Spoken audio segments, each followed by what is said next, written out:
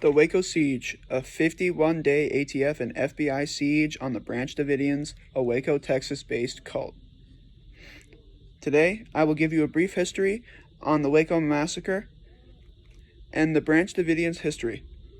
In first semester, I did a month-long research project on the cult for the final project of one of my English classes.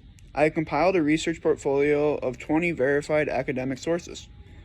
I'm going to start with a little Davidian history. The Davidian cult has been around since 1929.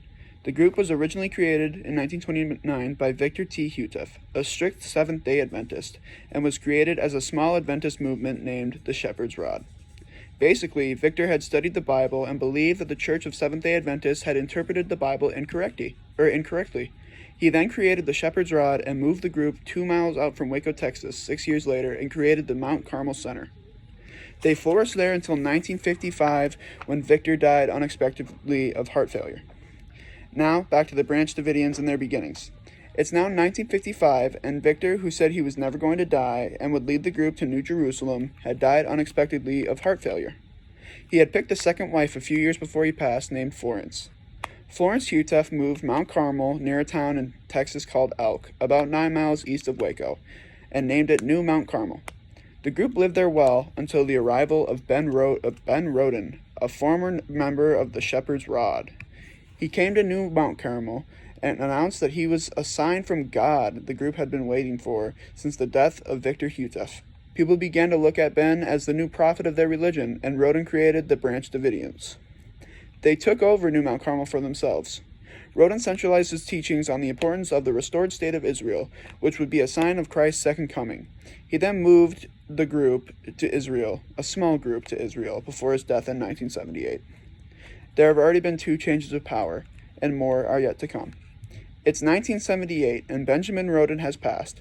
It's not over, though, because like the group's founder, Benjamin Roden found himself a wife before he died, and she became the leader of the Branch Davidians.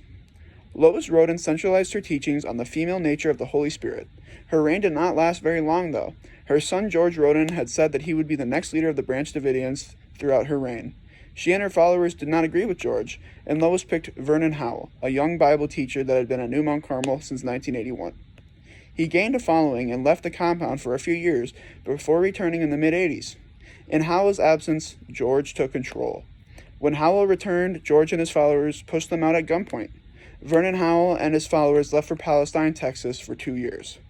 He returned and a gunfight ensued between the 2 groups until they were all arrested. Howell's followers were acquitted and Howell's case was declared a mistrial.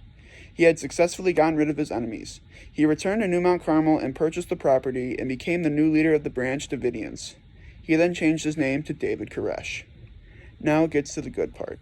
David Koresh's teachings were centralized around the coming end of the world. He believed that the world was soon coming to an end. He was unlike the previous pacifist leaders and began stockpiling weapons to kill the enemies of God. The authorities got wind of the stockpiling of weapons, and on February 28, 1993, the Bureau of Alcohol, Tobacco, and Firearms, or the ATF, raided the compound with the help of the FBI, and the 51-day siege began. The siege ended on April 19th when the ATF began a tear gas attack and a fire was started in the compound, ending in the deaths of 80 Branch Davidians and 22 children.